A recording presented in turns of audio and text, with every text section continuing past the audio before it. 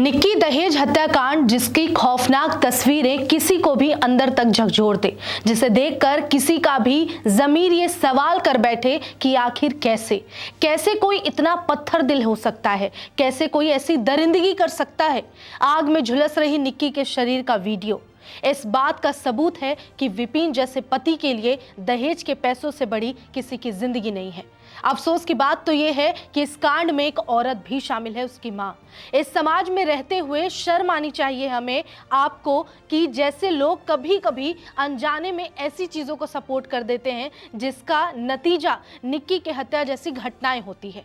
हैरानी की बात तो यह है कि जब ये घटना घट गई और आरोपी पति सास ये सब पुलिस के गिरफ्त में आए, उसके बाद भी ना तो इनके चेहरे पर शिकन दिखी और ना ही अफसोस, और तो और उस हैवान की अकड़ तक कम नहीं हुई जैसे उसने कोई बड़ा काम किया हो। अब देखिए, एक और एंगल ये भी है कि कुछ लोग ये तक कह देते हैं कि पति के अफेयर की बात कहते हुए कि खुद की बीवी पसंद नहीं आई या खूबसूरत नहीं थी, इसलिए लड़के ने अफेयर कर लिया होगा। लेकिन निक्की तो वाकई कितनी सुंदर थी, फिर भी एक मर्द के हवस की सीमा खत्म नहीं हुई। तभी तो विपिन के कई अफेयर सामने आए, कई बार वो लड़कियों के साथ पकड़ा भी जा चुका है।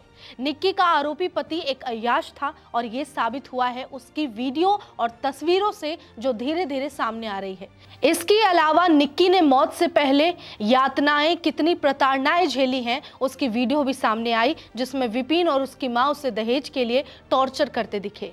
ये तो एक आध सबूत है, लेकिन ना जाने कितनी बार और कैसे कैसे दर्द निक्की ने झेले होंगे। ये दहेज के लालची हमेशा ऐसे ही रहेंगे। वो कहते हैं ना कि ये इस प्रथा को दहेज लेने वाले नहीं बल्कि देने वाले रोक सकते हैं। ऐसा भी नहीं था कि निक्की के पिता ने दहेज नहीं दिया था, बल्कि भर भर कर सामान, गाड़ी, जेवर बेटी को दिए, लेकिन उन राक्षसों को और चाहिए था। और इसी तरह निक्की के जान की कीमत लगाई गई 35 लाख। अस्पताल के अंदर बेड पर लेटे हुए आरोपी बेशरम विपिन भाटी कहता है कि वो अपने आप मरी है, ना ही मैंने कुछ किया और ना मैंने उसे मारा है और ना मुझे पछतावा है। मियाँ बीवी की लड़ाई तो हर घर में होते रहते हैं, ये आम सी बात है। मुझे इस बात का बहुत पछतावा है कि मेरी वाइफ चली गई। निक्की हत्याकांड में मुख्य आरोपी पति विपिन भाटी को पुलिस ने कोर्ट में पेश किया। सुनवाई के बाद अदालत ने आरोपी को 14 दिन की न्यायिक हिरासत में भेजने का आदेश दिया। उसके अलावा पुलिस पहले ही मामले की जांच में कई अहम सबूत जुटा चुकी है और इस केस में निक्की की सास दयावती की भी गिरफ्तारी हो चुकी है। निक्की पायल मर्डर केस में तीसरी गिरफ्तारी हुई है। ग्रेटर नोएडा पुलिस ने फरार चल रहे जेठ रोहित भाटी उसे भी पकड़ लिया और हरियाणा के सिरसा टोल प्लाजा से गिरफ्तार किया है।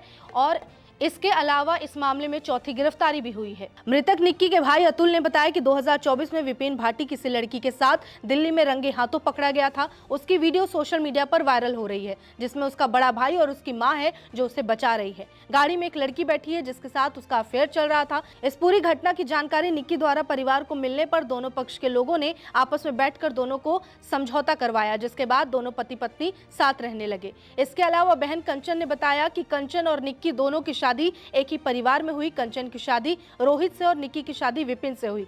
कंचन ने बहन की मौत से जुड़ी कहानी बताई। उसके मुताबिक 21 अगस्त को निक्की के पति विपिन और उसके परिवार वालों ने उसके साथ बुरी तरह मारपीट की। इसके बाद निक्की को ज्वलनशील पदार्थ डालकर आग के हवाले कर दिया। पड़ोसियों की मदद से उसे पहले फोर्टिस अस्पताल में लाया गया, वहां से दिल्ली के सफदरजंग अस्पताल रेफर किया गया, लेकिन रास्ते में ही निक्की ने दम तोड़ दिया।